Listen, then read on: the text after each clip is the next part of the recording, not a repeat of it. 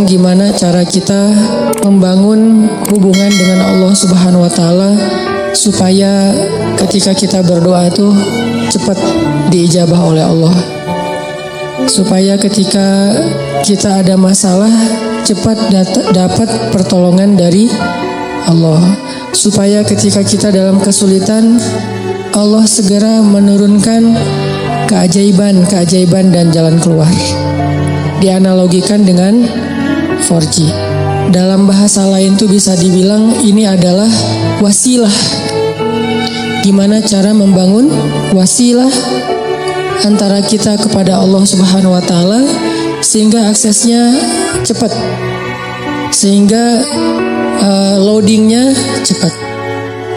Makin berat masalah kita, bukan semakin lambat loadingnya, harusnya semakin cepat. Karena ketika masalah kita berat kan kita butuh pertolongan lebih segera ya, gak bisa ditunda. Nah, gimana cara membangun wasilah atau akses itu kepada Allah Subhanahu wa Ta'ala bahkan lebih daripada 4G.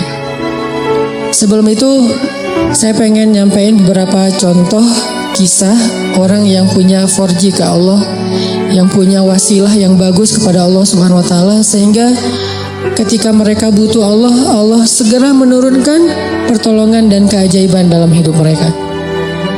Salah satunya adalah cerita Ibrahim bin Adham. Kita tahu Ibrahim bin Adham ini salah satu tokoh tasawuf yang dikenal di antara para ulama bukan dengan keilmuannya, bukan dengan hafalan hadis-hadisnya, bukan dengan fikihnya, tapi dengan kedekatannya kepada Allah dan diijabahnya doa dia. Ini Ibrahim bin Adham.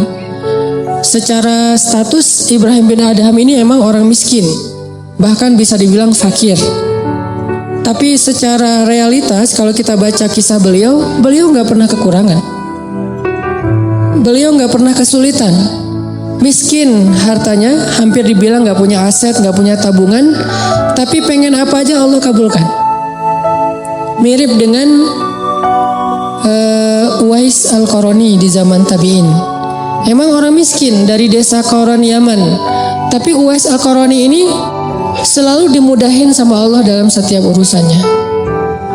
Jadi kesimpulannya dari sini kita jadi tahu yang paling kita butuhin dalam hidup itu bukan berlimpah harta. Yang paling kita butuhin dalam hidup itu bukan banyaknya aset. Walaupun itu baik dan itu sesuatu yang perlu disyukuri, bukan dihindari. Dan kalau perlu kita perjuangkan. Tapi itu bukan yang paling kita butuhin dalam hidup. Bukan banyak teman. Walaupun banyak teman itu justru kebaikan. Dan seorang muslim itu emang harus bermuamalah, harus terbuka, harus banyak teman, banyak sahabat, banyak pengikut kalau perlu. Tapi bukan itu nomor satunya. Karena kalau kita punya banyak harta, tapi Allah Subhanahu wa Ta'ala tidak memberikan kita kebaikan di dalamnya, maka harta itu tidak memberi manfaat apa-apa buat kita. Malah banyak banget orang yang dengan harta yang bertambah juga masalahnya. Bertambah harta, bertambah konflik keluarga. Bertambah harta, bertambah banyak musuhnya. Bertambah harta, bertambah banyak yang ilfil sama dia. Yang lebih parah lagi, bertambah harta, bertambah jauh dia dari Allah Subhanahu wa Ta'ala. Jadi ada dua kondisi nih. Ada orang yang minta harta karena dia salah paham, dia pikir kalau banyak harta itu hidupnya jadi mudah. Tapi biasanya kalau dia nggak hati-hati dengan bertambah harta, dia bertambah jauh dari Allah karena mulai lalai.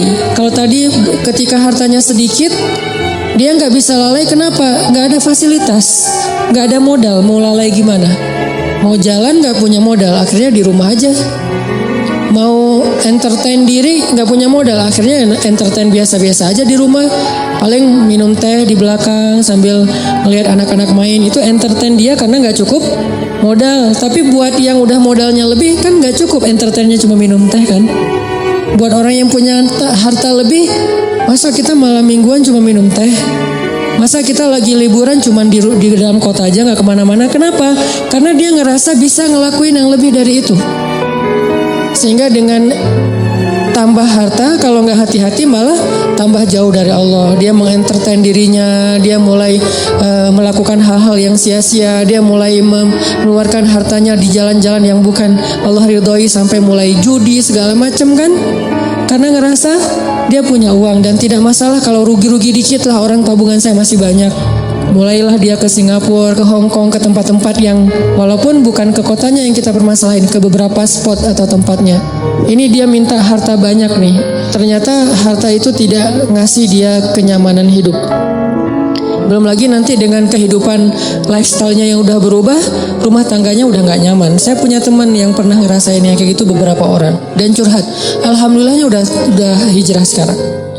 Dia ngerasa, kenapa ya uang saya banyak, berlimpah, bisnis saya lancar, kok saya kayak jauh gitu dari anak. Hampir saya nggak pernah duduk bareng dengan anak, nggak pernah dengerin mereka curhat, nggak pernah nemenin anak saya main, bahkan nganterin sekolah atau jemput sekolah aja jarang. Saya pikir dengan memfasilitasi kebutuhan anak saya berarti saya udah sayang sama dia. Udah ada mobil pribadi khusus buat istri, buat anak, ada 3 anak masing-masing 1 mobil.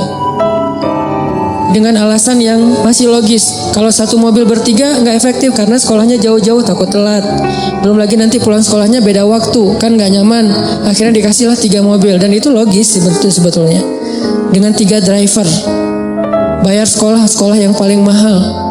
Kemudian di rumah masing-masing kamar tuh ada entertainnya dengan layar besar, layar datar gede dan segala macam, ada game segala macam.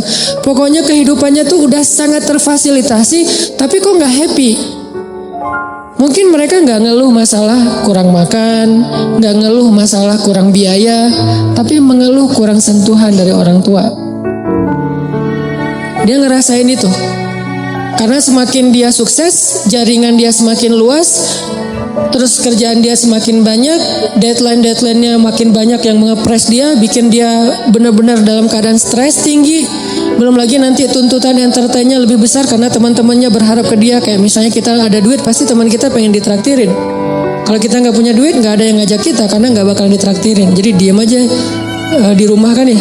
Kalau misalnya dianggap kita sukses, kapan nih makan-makan, kan suka gitu tuh. Kita baru dapat job nih, atau baru diterima kerja, atau baru selesai bisnis. Kapan nih makan-makan? Dan itu hal yang sangat wajar, natural terjadi. Sehingga keluar rumah pagi, pulang sore, malam harus keluar lagi buat entertain tamu segala macam. Dia punya beberapa Ferrari. Kadang-kadang balapan lagi, malam minggu balapan. Gak bahagia. Sampai akhirnya dia banting setir, dia tinggalkan semua itu. Bahkan dia suka main ke Alexis dulu tuh. Dia bilang 1 malam tuh bohong kalau orang bilang di sana biasa-biasa aja. Saya 1 malam ngabisin di situ 150 juta Ustaz. Ini kata dia ya, bukan kata saya. Dia 150 juta semalam menghabiskan di sana, dan dia tahu beberapa orang tamu-tamunya yang dibawa ke sana tuh. Jadi wajar kalau uang ratusan juta juga nggak cukup buat entertain aja udah sekian. Belum lagi yang istrinya, yang tas Hermes-nya berapa sekali beli, sekali belanja. Belum lagi nanti biasanya kebutuhan mereka kan bertambah sesuai dengan kemampuan ya. Kayak misalnya tadinya kalau masih kemampuannya terbatas, naiknya motor bebek yang ngisi bensinnya paling Pertalite. Dan itu juga berapa sih sebulan gitu kan. Kalau udah yang cc-nya 4.000 mobil, belum lagi motornya, dari pajaknya aja udah beda, dari servisnya aja udah beda. Pasti drivernya beda, harga driver mobil Avanza sama driver yang udah pakai mobil-mobil mewah tertentu pasti beda harganya. Berarti bertambah kebutuhan bulanannya nih. Belum lagi mereka kalau mau tadi entertain itu udah beda seleranya. Kalau misalnya duit udah banyak, udah nggak mau lagi jalan-jalannya dalam negeri dong. Minimal Singapura.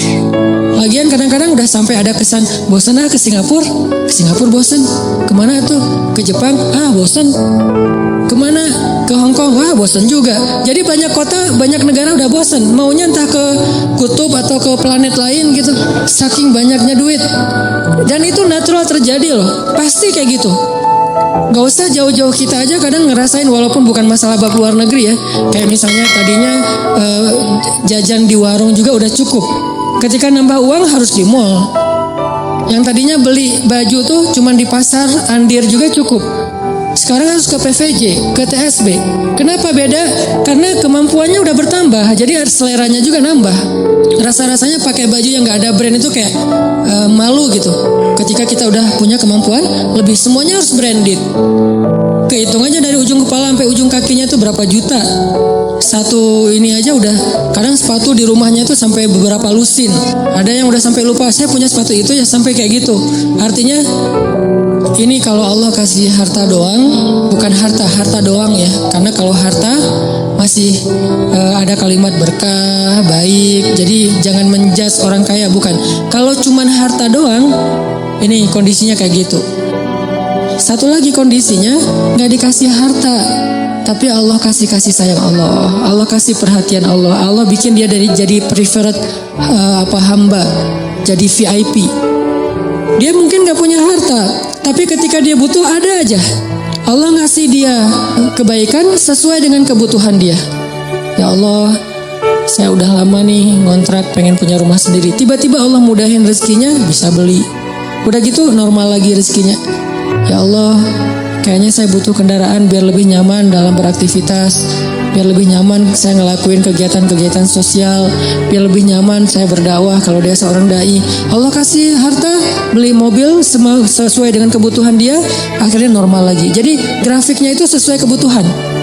Bukan naik, dia nggak butuh, dan itu bahaya. Dia grafik rezekinya naik, sementara nggak berbanding lurus dengan kebutuhan, itu malah jadi bahaya. Akhirnya larinya kemana? Ke entertain. Kalau grafik rezekinya naik sesuai kebutuhan, itu akan istilahnya berkah, bermanfaat banget. Kayak misalnya tiba-tiba dia dikasih rezeki karena emang bentar lagi anaknya mau sakit. Sebelumnya Allah udah siapin. Tiba-tiba dapat beberapa usaha, proyek dan segala macam, dapat untung, anaknya sakit. Jangan langsung suuzan sama Allah. Kayaknya nggak bisa nih saya dapat uang sedikit langsung dikasih ujian. Bukan. Allah kasih rezeki itu karena Allah udah tahu anak kita mau sakit. Disiapin dulu. Jangan dibalik. Giliran saya ada rezeki sakit, inilah itulah segala macam. Kayak nggak bisa aja saya pegang duit. Bukan, kebalik. Kalau Allah nggak takdirkan anaknya sakit, mungkin nggak ada rezeki sebelumnya. Jadi Allah siapin dia biar dia nggak panik. Karena Allah tahu batas kuota iman dia tuh, Allah tahu. Ada orang yang imannya dikasih ujian dulu baru dikasih pertolongan. Ada yang Allah imannya dikasih pertolongan dulu baru dikasih ujian. Kan beda-beda nih. Nah kita nggak tahu. Kadang kita ngerasain disiapin dulu sama Allah baru dikasih ujian. Kadang-kadang juga dikasih ujian dulu baru dikasih pertolongan. Kadang-kadang nggak dikasih ujian aja ngeluh. Nah ini lebih parah lagi nih. Nah kadang kondisinya kayak tadi, kita disiapin dulu sama Allah, dimudahin dulu urusan-urusan kita, dilancarkan dulu rezeki kita, baru dikasih ujian. Kenapa kok tetap dikasih ujian? Karena Allah pengen ngelihat kita masih believe gak sama Allah, masih keep the faith gak, masih berdoa gak kepada Allah walaupun rezeki kita udah cukup nih untuk ngatasin masalah kita. Akhirnya kita pakai rezeki itu, dan Allah pengen nguji juga, kira-kira kita berat gak nih dengan ujian itu ketika Allah sudah memberi kita rezeki. Dapat uang misalnya baru kemarin ada project gitu dapat 100 juta. Udah gitu terjadi musibah, anak sakit, habis setengahnya 50 juta. Kita ngeluh. Aduh, kalau saya nggak ada masalah pasti saya masih utuh nih 100 juta. Enggak, justru Allah Subhanahu Wa Taala ngasih kita bonus 50 juta gara-gara Allah pengen ngasih kita ujian. Kalau nggak ada ujian mungkin 50 juta, 100 juta sama sekali nggak ada, nol. Hanya kebutuhan harian kita doang. Kenapa nggak berbaik sangka kayak gitu kepada Allah? Sama kayak tadi, misalnya saya pernah mobil saya keserempet. Orangnya zalim, marah duluan, dia curi start. Sebelum saya marah, dia marah dulu. Kebiasaan. Kalau kita kan sebelum orang marah kita minta maaf duluan ya. Kita baik-baikan duluan, kita ketawa duluan biar nyaman nih ngomong-ngomong komunikasinya. Dia enggak, dia marah duluan.